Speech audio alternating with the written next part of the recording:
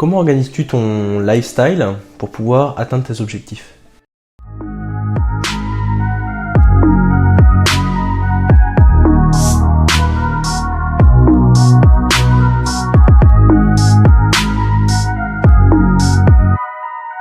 Bienvenue à toutes et à tous sur ce nouvel épisode du Let's Talk. On fait suite au Let's Talk il y a 2 semaines concernant la reprise d'une activité ou voir comment est-ce qu'on a évolué avant le confinement, pendant le confinement et quelle a été notre pratique après le confinement, comment on s'est réadapté, quand est-ce qu'on voulait reprendre. Je pense que de nombreuses personnes attendaient le mois de septembre et en l'occurrence on est en plein dedans, je pense. Donc du coup voilà, simplement maintenant on va vous expliquer, ou du moins on va essayer d'échanger sur comment organiser sa journée, donc entre guillemets une journée type, le lifestyle, comment l'organiser pour faire en sorte d'atteindre ses objectifs, du moins sur court, moyen ou long terme. On verra ça je pense dans l'échange. Et n'oubliez pas une chose avant de commencer, c'est de lâcher votre plus beau pouce bleu, de mettre un commentaire et de nous dire si vous avez commencé la vidéo ou si vous l'avez terminée, donc à la fin de la vidéo. Ça fait toujours plaisir, n'hésitez pas à partager et à nous voir aussi sur nos réseaux sociaux tels que overcome.ci sur Instagram ou sur Facebook. Et pensez aussi à vous abonner, c'est important. Ça fait toujours plaisir. Pour ne pas louper une seule de nos vidéos. Pour ne pas la louper, il faudrait activer la cloche. Mais bon, c'est encore mieux. C'est encore mieux, mais bon. Tout simplement, je commence par la première question et sans transition. Comme j'ai pu te le poser tout à l'heure comme question, c'est toi au quotidien, comment tu t'organises pour faire en sorte d'atteindre tes objectifs, quels qu'ils soient, qu'ils soient d'ordre professionnel ou personnel, à titre d'entraînement ou au niveau du boulot. Alors, à l'heure actuelle, déjà, donc, en tant que coach sportif, donc je vais commencer par le côté professionnel. En tant que coach sportif, j'ai donc coaching à domicile. J'organise déjà mon planning avec les coachings que j'ai, donc suivant les différents créneaux horaires établis au préalable avec les clients. Et suite à ça, j'organise mes entraînements. Donc là, je bascule sur l'entraînement. Pour atteindre mes objectifs, donc je vais en parler un peu plus tard, j'essaie de m'entraîner 2 fois par jour. Dans cette semaine-là, j'essaie de me mettre 2 jours de récupération. Donc le dimanche, où en général je coupe totalement, et le mercredi, on va être plus sur de la récup active. Au niveau, donc je reviens sur le professionnel, en plus des créneaux de coaching, de l'emploi du temps coaching, j'essaye aussi de libérer un maximum de créneaux pour développer donc Overcome et développer mes connaissances, donc de la formation, de la lecture, etc. Lecture que j'ai repris il n'y a pas longtemps. C'est un point important, je trouve, de pouvoir lire et se cultiver un maximum, voir d'autres états d'esprit, d'autres pensées, etc. Et puis c'est peut-être des pensées qu'on va revoir ensemble, enfin que tu vas te retrouver dans un livre où tu vas te dire ok putain il voit ça comme ça, ça va t'aiguiller sur d'autres pensées, etc. Donc, je trouve ça important de s'inspirer de personnes pour pouvoir réussir et avancer dans sa vie professionnelle mais aussi sportive. Maintenant au niveau des objectifs, donc se définit professionnellement parlant, ça va être de développer le coaching en ligne. De réduire le coaching à domicile, de pas totalement l'arrêter, rassurez-vous les clients qui m'écoutent, on va pouvoir continuer à travailler ensemble, mais de développer ce coaching en ligne pour pouvoir après avoir cette liberté géographique où si j'ai envie de partir en vacances, je pars en vacances. Si tu as envie de travailler d'un autre et si j'ai envie de partir dans un autre pays, France, exactement, donc ça c'est un de mes principaux objectifs. Professionnellement parlant. Ensuite, au niveau sport, donc c'est des objectifs qui sont un peu découpés suivant les disciplines que je vais pratiquer. Par exemple, ça va être courir un 21 km en moins d'1h15, un semi-marathon en moins d'1h15. Ça va être améliorer mon sprint pour passer sous les... je sais plus ce que j'ai mis, mais pour le 100 mètres sous les 11 secondes, tu vois, un truc du genre. Pour l'haltérophilie, c'est par exemple avoir un snatch à 80 kg et un clean and jerk à 100, tu vois, casser ses barrières, travailler sur mon équilibre sur les mains, faire en sorte de marcher 30 mètres sur les mains et puis de rester plus de 30 secondes En statique. En statique, ça serait des bons objectifs, ce serait cool. Réapprendre à nager correctement. Je sais nager, mais j'arrive pas à mettre la tête sous l'eau quand je fais du crawl, par exemple, j'arrive pas à respirer. Du coup, j'oxyde très vite et je m'épuise très vite. Du coup, ce serait réapprendre à nager. Ça, je pense que je vais faire cet hiver en piscine, avec un coach. Et comme ça, au moins, je serai prêt pour l'été ou les compétitions qui se passeront en extérieur, où on pourra aller, par exemple, s'il y a de la natation dans des lacs, etc. Un de mes objectifs aussi cette année, c'est de faire un maximum de compétitions de CrossFit, en individuel ou en duo, pour prendre un maximum d'expérience et puis me challenger, tout simplement. Et du coup, par rapport à ces objectifs que j'ai mis, donc je te les cite pas tous, mais ça va être les principaux par rapport à tous ces objectifs. Donc j'essaye d'encadrer ma vie professionnelle, de faire en sorte que ma vie professionnelle me permette de réussir ces objectifs sportifs. Parce que de mon côté, de mon sens, j'essaye d'optimiser mon aspect sportif plutôt que professionnel. Okay. Du moins d'optimiser mon côté professionnel pour pouvoir être le plus sportif, le plus athlétique et être en meilleure forme possible. Je voulais rebondir sur un truc, je sais plus, ça reviendra. Du coup, je vais te retourner la question. Je sais qu'actuellement tu es employé dans une salle de sport, donc t'as pas toute ta liberté. Mais en ayant ce double emploi, coach dans une salle de sport et coach individuel, et voilà, comment toi tu organises tes journées, tes semaines, ton emploi du temps, ton lifestyle pour atteindre tes objectifs, et déjà quels sont tes objectifs personnels, professionnels, sportifs? Alors écoute, moi c'est assez simple et compliqué à la fois. Je vais m'expliquer là-dessus. C'est que j'ai un emploi du temps fixe dans la salle de sport avec laquelle je travaille, et forcément je dois m'adapter concernant cette contrainte qui est mon contrat en temps partiel. J'ai pas 35 heures, ce qui me dégage quand même du temps dans la semaine pour pouvoir agrémenter quelques créneaux de coaching à domicile, ce qui me permet encore une fois d'avoir un emploi du temps relativement complet. Donc maintenant, dans la salle dans laquelle je travaille, je me suis arrangé pour pouvoir justement maintenir les coachings que j'ai pu avoir pendant la période de confinement et donc fermeture de la structure.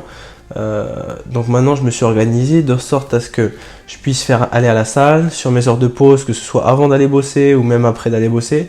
Je retrouve certains de mes clients qui soient dans mon périmètre ou justement que je dois faire la route pour aller jusqu'à chez eux. Donc je me suis organisé de la sorte. Maintenant c'est vrai que c'est assez contraignant parce que ma salle se situe à peu près à 45-50 minutes de mon domicile. Les coachings pareil, ça nécessite quand même un temps de trajet, donc faut les prendre en considération, ce qui prend quand même pas mal de temps dans ta semaine. Donc ça c'est d'un point de vue professionnel. Maintenant sur mes déplacements, c'est vrai que pour aller m'entraîner c'est compliqué. On est inscrit dans la même box de CrossFit. Cependant les horaires d'ouverture de la box ne sont à peu près identiques à mes horaires où moi je travaille, soit en tant qu'indépendant ou soit en tant que salarié forcément. Donc c'est un peu contraignant et je suis amené à moins m'entraîner en ce moment. Cependant, c'est vrai que mon objectif, c'est de revenir un peu à mon physique de forme d'il y a quelques années, et bien avant le confinement même. C'est-à-dire que le rythme qu'on a acquis au fil des années avec les cours collectifs m'ont maintenu dans une certaine forme. Cependant, j'ai été amené à stagner, d'un point de vue esthétique je parle, et j'aimerais retrouver justement le physique sur lequel je me suis arrêté, du moins qui était optimal à ce moment-là, voire même le dépasser. Et ça, je sais très bien que c'est pas forcément en utilisant des méthodologies de type musculation pure et dure. Je sais très bien qu'on peut bâtir un très beau physique en faisant du CrossFit. Bien évidemment, ça va pas forcément être que des WOD. Il va y avoir un travail derrière en supplément. Mais ça va se mettre en place dès lors où je serai en 100% indépendant. Car comme tu l'as dit précédemment, tu as du temps pour toi, tu as du temps pour te former, pour bosser sur Overcome et sur ton coaching à domicile. Cependant, moi, si j'avais un peu ces 28-29 heures en moins et qui m'étaient complètement destinées et accordées, je pourrais très bien me développer d'un point de vue professionnel et même personnel. Donc maintenant, le blocage, c'est mon contrat dans la salle de sport. Et dès lors où, début d'année prochaine, je l'espère, je suis amené à partir, là je remettrai certaines choses en place. Et concernant mon lifestyle, j'essaie déjà d'avoir une bonne nutrition, relativement équilibrée et variée. Je sais que j'ai une bonne dépense énergétique à la journée. Je fais pas mal de pas, entre, on va dire, dans les plus bas 7-8 000 pas et dans les plus grosses 14-15 000 pas.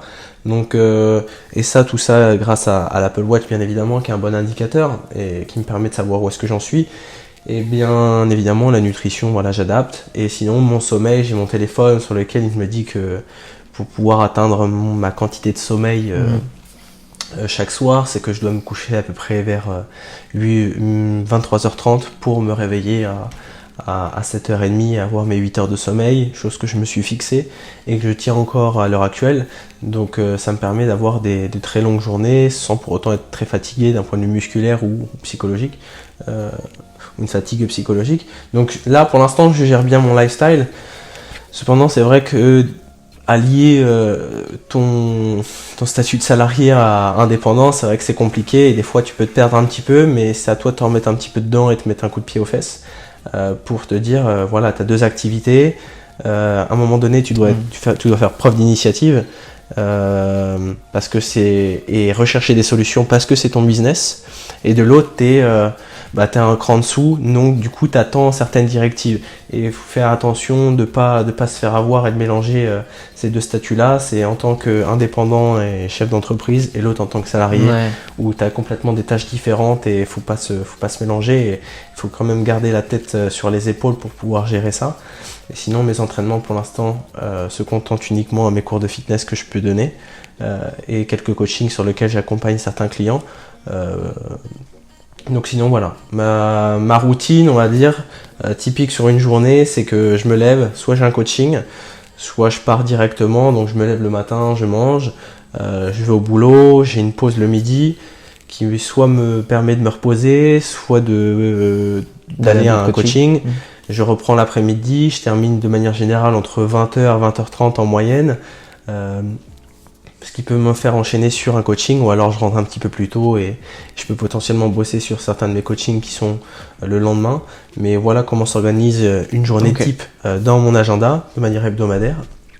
Et toi, comment tu pourrais structurer ta journée, une journée type par exemple, une journée Alors moi actuellement mes journées, je vais te prendre parce qu'en fait elles varient suivant le nombre d'heures de coaching que j'ai. Et suivant ce que j'ai décidé d'en faire. Si je dois te prendre un exemple, donc je vais te prendre 2 exemples. Je vais te prendre mon lundi et mon samedi, donc qui sont 2 journées différentes dans l'organisation. Donc par exemple, le lundi, en général, je me lève, je vais m'entraîner. Je pratique le jeûne intermittent, du coup je mange que 2 fois dans la journée. Donc le midi et le soir, enfin le midi, début d'après-midi en général, et le soir. Donc du coup je me lève, je me prépare, je vais m'entraîner.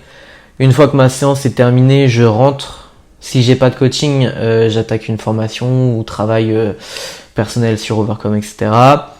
Donc là par rapport au lundi, alors avant j'avais des clients le matin, et du coup maintenant que je les ai plus, je peux m'entraîner 2 fois dans la journée, donc je m'entraîne le matin. Je travaille un peu fin de matinée. Ensuite, normalement, j'ai 2 ou 3 coachings l'après-midi. Et je reviens le soir, une fois que mes coachings sont terminés, je retourne m'entraîner. Je rentre chez moi, je mange. Et le soir, c'est détendre tranquille. Et à contrario, le samedi, c'est là où je vais avoir pas mal de coaching. Du coup, je m'entraîne pas le samedi, sachant que la box de CrossFit est fermée le samedi après-midi. Ce qui est normal. Donc je me lève. Donc le samedi c'est ma journée où je me lève le plus tôt. J'enchaîne un coaching à 7h du matin, ensuite un à 8h30, ensuite un à 10h et le dernier à 11h30. Et je rentre chez moi et l'après-midi, même chose, suivant ce que j'ai décidé de faire. Si je veux avancer sur Overcome, j'avance dessus. Si je me forme, enfin tu vois. Et en général le samedi je vais courir un peu. Enfin, courir ou m'entraîner indépendamment tout seul. D'accord. Voilà. Ouais, donc 2 journées un peu différentes dans la construction, ce soit lié à tes entraînements, soit lié au job. Après, ça c'est flexible dans le sens où où j'organise ça. Tu as déjà tes coachings qui Ouais. sont fixes puisque c'est toi et les clients qui avons décidé de ce créneau. Et après, tu décides d'avoir soit un temps destiné à ton travail personnel et C'est professionnel, où tu dis là-dedans, dans ce créneau-là, soit je me forme moi, soit je travaille sur un tel projet, soit je travaille sur un autre, mais ce temps est destiné justement. Exactement. Et puis après, je fais tourner. Par exemple, si je dis une connerie, hein, si par exemple j'étais de mariage le week-end, que le dimanche j'ai beaucoup mangé, je me suis couché tard, je vais pas m'entraîner le lundi matin, mais je vais me reposer un peu plus et je vais m'entraîner le midi, par exemple. Ouais. Et inversement, tu vois. Donc ouais, c'est pour ça après, comme je disais tout à l'heure, j'essaye d'englober ma pratique sportive autour de mon entraînement, de mes coachings, etc. et de faire en sorte que mes coachings me dégagent un maximum de temps pour m'entraîner. Ouais, c'est ça. Et je le vois, tu vois, enfin je vois la transformation, je vois le changement, ça fait 1 mois et demi que je pratique ça comme ça. J'ai perdu 5 kilos, j'ai amélioré mes perfs, je me sens mieux. Bon, il y a des petits pépins physiques, mais bon, c'est comme tout le monde, hein, il y a des petites blessures. Il n'y a que celui qui ne fait rien qui n'a rien. Ouais. Donc, donc ça fait partie du jeu. Mais non, après, ouais, c'est ça, la flexibilité fait que tu peux t'organiser comme tu veux et suivant tes objectifs. Par exemple, si par exemple demain j'ai comme objectif, je sais pas, d'aller de préparer un voyage, je passerai plus de temps à préparer le voyage, à trouver des adresses, etc. Si demain je dois préparer un déménagement ou autre chose, même chose. Enfin. Ouais, tu t'adaptes. Et puis, si tu avais une journée typique qui devait s'organiser de telle sorte, tu t'arranges sur la semaine pour pouvoir faire ce que tu devais faire le lundi. Mais voilà, c'est flexible et à partir du moment où tu retrouves ce que tu étais censé faire un autre jour et que c'est fait, il n'y a pas de problème. Donc c'est là aussi toute cette notion d'organisation et d'adaptation qu'il faut faire preuve, surtout nous en tant qu'indépendants aussi, puisque forcément dès lors où tu peux être salarié ou dépendant d'un établissement ou sous contrainte horaire due à un contrat, c'est vrai que c'est plus compliqué de s'adapter et de s'organiser. Ouais, après c'est toute une organisation au niveau des créneaux horaires. Par exemple, si tu travailles le soir, soit je prends l'entraînement, soit tu places ton entraînement avant, soit tu places ton entraînement après, mais essayer d'être dans la continuité, même s'il y a la fatigue, même s'il y a l'ennui, même si on n'a qu'une envie, c'est d'aller se coucher. On peut toujours trouver le temps de s'entraîner ou de faire les choses. On a toujours 1 heure à caser quelque part. Avant d'aller dormir. Avant d'aller se coucher. D'ailleurs, je rebondis là-dessus.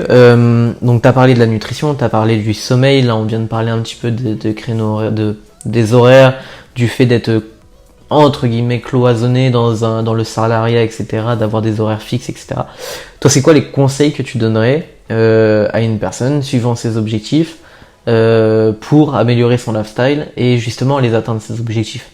Donc on parle par exemple du bien-être, la perte de poids, la prise de masse musculaire, le fait de bouger, de rester en forme. C'est quoi les conseils que tu conseillerais, autre que faire 30 minutes d'activité physique par jour, pas manger trop gras, trop sucré, trop salé, quoi. Un truc, quelque chose d'un peu plus poussé. Moi, je dirais de faire un petit peu comme nous on a l'habitude de faire, c'est-à-dire que on a tous un téléphone avec une application calendrier sur lequel on peut mettre ses horaires de travail. Ou sur papier, clairement, on n'a pas forcément les mêmes méthodes d'organisation.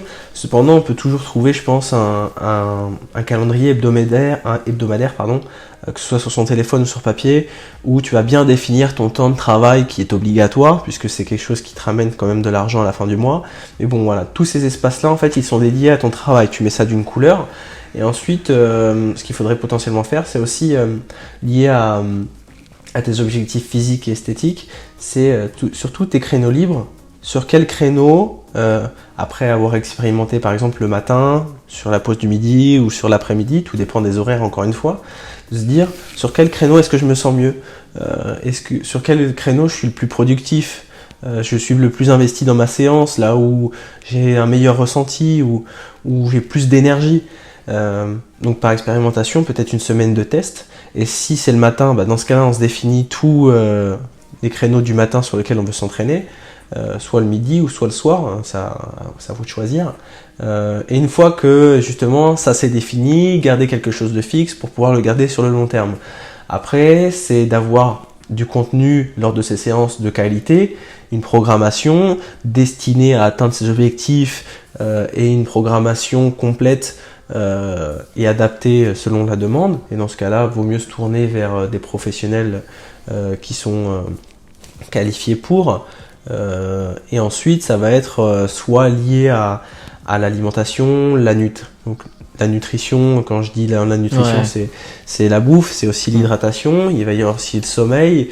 Et voilà, faire quelque chose et faire en sorte que toute cette organisation-là, ce soit pas contraignant, mais un nouveau mode de vie en fait. Donc, si je résume, c'est j'ai mon temps de travail, j'ai ma séance qui est définie, je sais que j'ai besoin de 8 heures de sommeil, et dans ce cas-là, je peux très bien me mettre un rappel sur mon téléphone en disant que si je me lave à 7h30 et que je veux mes 8 heures de sommeil, faut que je me couche à 23h30. Donc dans ce cas-là, je me mets un rappel, je me mets un réveil à 8h, tout est programmé pour, et voilà, j'ai mes 8 heures de sommeil. Et pour la nutrition, soit tu fais appel à quelqu'un, ou soit tu as déjà des bases dans la nutrition, et dans ce cas-là, tu peux très bien gérer ton alimentation seule. Si tu as besoin d'avoir une perte de poids, dans ce cas-là, il faut créer un déficit calorique, et pour traquer ses calories, il y a des choses qui sont... d'applications. Voilà, MyFitnessPal, Foodvisor, pour les citer, ou il y en a d'autres, après je les connais pas toutes, mais qui permet justement d'avoir une sorte de traçabilité ou voir l'évolution et de jouer avec les calories selon la progression ou l'état d'avancée des objectifs. Et ensuite, ça va être de bien s'hydrater, et surtout sur les périodes on où tu vas t'entraîner, où il va y avoir la sudation, sécrétion des urines qui est peut-être un peu plus importante sur certaines périodes. Donc du coup, pour pallier à cette déshydratation, justement se réhydrater derrière, avec potentiellement un complément, que ce soit au niveau des sucres ou des minéraux, pour pouvoir avoir une meilleure récupération. Mais voilà, moi c'est vraiment ces indicateurs-là, c'est un entraînement de qualité, une nutrition optimale, une bonne hydratation et un sommeil réparateur des plus... Alors pour pousser un peu plus le vice, entre guillemets, le détail dans ce que tu viens de dire, donc alimentation, suivant l'objectif, donc tu l'as dit, déficit calorique ou surplus calorique ou maintien, suivant les objectifs bien évidemment. Entraînement de qualité, quand on dit entraînement de qualité, on ne dit pas s'entraîner 3 heures, c'est en général contre-productif. On va plus chercher à s'entraîner entre 1 heure et 1 heure et demie, suivant le temps, suivant le type de séance.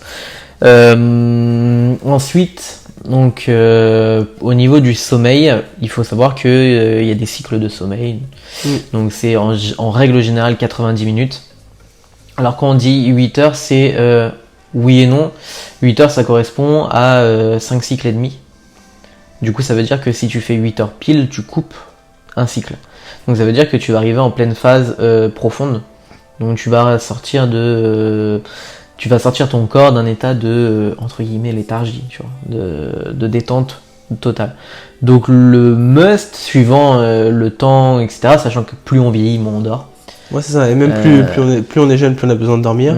Donc le must et le plus commun, ce serait de faire 5 cycles et demi, donc à peu près 5 cycles et demi, ça fait 6, ça fait 7 et demi.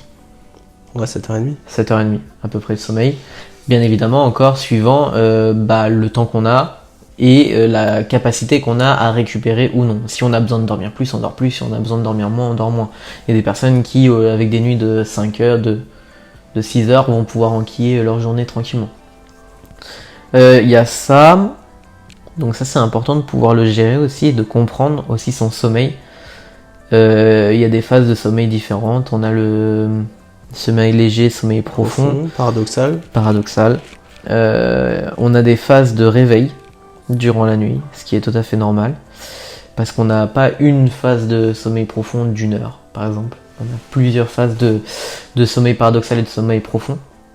Ouais, ça va faire un séquençage comme les cycles. Ouais, en fait. c'est ça. Il y a des fois où on va être un peu plus agité dans Donc la ça, nuit. c'est important de savoir le gérer, de savoir le calculer. Même chose entre ces phases, un petit conseil que j'ai lu il y a pas longtemps parce que je me suis intéressé à ça. En général, quand on a tendance à se réveiller dans la nuit, c'est pour les 3/4 des cas parce qu'on a terminé un cycle et que du coup notre corps se réveille et inconsciemment notre esprit se réveille, notre cerveau se réveille et notre corps se réveille. Et on a tendance à aller voir la montre, à aller voir l'heure et se dire oh, il me reste encore ça à dormir. Donc le conseil c'est vous réveillez, cherchez à vous endormir. Basta, regardez pas l'heure, on s'en fout. De toute façon, le réveil va sonner. On se rendort et ça va permettre au corps de s'habituer vraiment à dormir le plus longtemps possible et d'être en sommeil le plus longtemps possible. Du coup, on récapitule, nutrition, sommeil, c'est les 2 facteurs les plus importants. Donc pour l'énergie qu'on va te donner, pour la façon dont le corps va se construire et se régénérer. Et 3e, donc l'entraînement, donc ça va être la dépense énergétique et la façon dont on va utiliser son corps, dont on va améliorer son corps pour qu'il soit plus performant au jour le jour. Et pour ça, il y a des outils très simples qui peuvent le mesurer, des balances, impédance métrique qui sont plus ou moins performantes ou précises. Alors dans tous les cas, on ne vous demandera pas d'investir des milliers d'euros dans des trucs scientifiques, des caissons de peser ou des trucs comme ça. Non, c'est sûr. Après, il y a des indicateurs de mesure. Il y en a dans des salles de sport, mais il y a aussi des moyens relativement simples de calculer son métabolisme de base et de le multiplier par rapport à la dépense énergétique journalière due au boulot ou déplacements quotidiens, etc. Donc il y a des méthodes de calcul ou des calculs qui sont simples. Après, il faut se renseigner avec des bonnes sources, mais qui permettent de prendre certaines caractéristiques telles que le sexe de la personne, l'âge, la taille, etc. pour pouvoir justement avoir un métabolisme de base et ensuite le multiplier par un indicateur qui permet justement d'avoir une approximation de la dépense énergétique à la journée et de fixer potentiellement derrière un apport calorique adéquat. En règle générale, donc il y a le calcul du métabolisme, le calcul de la dépense énergétique. En règle générale, si on tape ça sur Google, c'est le premier lien. Ouais, c'est bien référencé. Pour l'avoir utilisé, c'est bien référencé. Premier lien, en général, les calculs, ça va être ça. Il n'y a plus qu'à prendre. Maintenant, donc, je rebondis sur le fait que dans notre métier, on est tout le temps dans l'optimisation au maximum des données, des chiffres, de ceci, de cela. On utilise des moyens scientifiques, des trucs pour entre guillemets le commun des mortels, dans le sens où nous on est vraiment dans ce métier-là, dans cet univers-là. Tous ces outils, ces applications, balance, etc. Ça permet vraiment juste de prendre connaissance et conscience de tout cet univers du changement physique, de la nutrition, du sommeil, de l'entraînement, etc. Et on vous demande pas, alors que vous cherchez juste à perdre 5 kilos, de rentrer dans les détails. Ça, c'est notre métier. Donc vous prenez pas la tête, les calculs simples, balance impédance-métrie, qui vous donne plus que votre propre poids. Vous restez pas fixé sur la somme globale. Application nutrition pour gérer ses macros, donc protéines, glucides, lipides. Et le troisième, et votre sommeil. Donc c'est bien d'avoir un indicateur, par exemple une montre, un bracelet ou quoi que ce soit, mais ne tombez pas dans la paranoïa où faut que je fasse ça. Non, votre corps va vous le dire, vous en faites pas. Il va vous envoyer des messages. Donc ça c'était pour tout ce qui était côté bien-être, perte de poids, maintien du poids, etc. Maintenant du côté performance. Alors, on n'a pas donné le nombre d'entraînements par semaine à peu près. Bon, en général, les gens, ça dépend s'ils ont un job qui nécessite quand même une dépense énergétique, par exemple les artisans, etc., plutôt que les gens qui travaillent dans les bureaux. C'est vrai que soit la séance peut être adaptée, ou alors, étant donné qu'il a une dépense énergétique beaucoup plus importante que la moyenne de manière hebdomadaire, on va dire, pourrait s'apparenter à 2 ou 3 séances semaine, je dirais. Et après, potentiellement, sur des gens qui sont plus dans les bureaux, avoir une séance certes adaptée à leurs dépenses énergétiques à la journée et leur mode de vie un peu plus sédentaire que la moyenne, comparé aux artisans, je parle, et potentiellement agrémenter soit un type d'effort différent ou alors des séances telles que 3 ou 4 séances par semaine. Après, ça sert à rien d'aller au-delà, mais il faut pas s'entraîner pour s'entraîner, il faut s'entraîner parce qu'on aime ça et parce qu'on veut atteindre des objectifs et que c'est quelque chose qu'on a envie de faire et qu'on a envie de tenir sur du long terme. Car c'est comme la nutrition, le sport, c'est si on y va par un peu à reculons, c'est quelque chose qu'on ne tiendra pas sur le long terme, tout comme une diète. Donc faut choisir une activité qui nous correspond, qui nous convient. On parle de la musculation parce que c'est un peu notre corps de métier, mais ça peut très bien être du football, du tennis, etc. Et on va rebondir là-dessus puisque nous on veut s'occuper aussi d'athlètes, de joueurs et de la performance.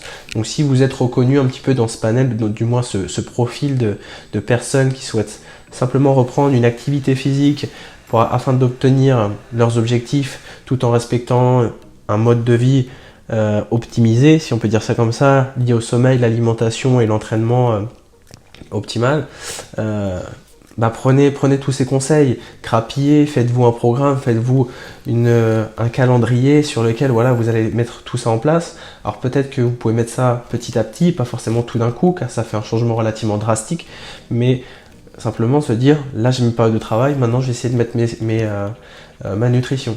Et après mes entraînements, et après mon sommeil, et voilà. Mais tout simplement, étape par étape, pour pas faire un trop grand changement, et que socialement, psychologiquement, ou voilà, ça crée une trop grosse différence. Alors on souhaite préciser aussi que tous les conseils qu'on vous donne, ça ne reste que des conseils, le mieux étant de s'entourer de professionnels. Donc professionnel pour vous accompagner sur votre nutrition, diététicien, nutritionniste, professionnel pour vous accompagner sur votre pratique sportive, coach sportif, préparateur physique, coach en salle de sport aussi, même si vous aurez moins d'accompagnement. Rien ne vaut le fait d'être accompagné par quelqu'un qui s'y connaît. Alors on vous donne des conseils comme ça, c'est gratuit, ça fait plaisir, c'est sur YouTube, mais je le répète, rien ne vaut une séance. On va pouvoir faire un bilan de votre composition corporelle, on va pouvoir faire un bilan de votre posture, on va pouvoir trouver des solutions ensemble, mettre en place un plan d'action, définir ensemble combien de séances serait le plus optimal, gérer vos emplois du temps, gérer les emplois du temps et les rendez-vous ensemble. C'est notre métier. Comme un kiné, son métier c'est de vous réparer entre guillemets. Comme un diététicien, son métier c'est de faire en sorte que vous mangez mieux, le plus optimisé possible, et que vous alliez sur des objectifs de perte ou de prise de poids. Comme l'objectif de votre garagiste c'est de réparer votre voiture. Ça n'a rien à voir, mais j'avais envie de le caler. Donc le mieux c'est de passer par un professionnel, bien évidemment. Après, à vous de valoriser votre santé. Est-ce que vous pensez que votre santé c'est juste 15 € par mois dans une salle de sport low cost, sans accompagnement derrière, avec 300 € de paquet de clopes derrière et puis 100 € de McDo par mois?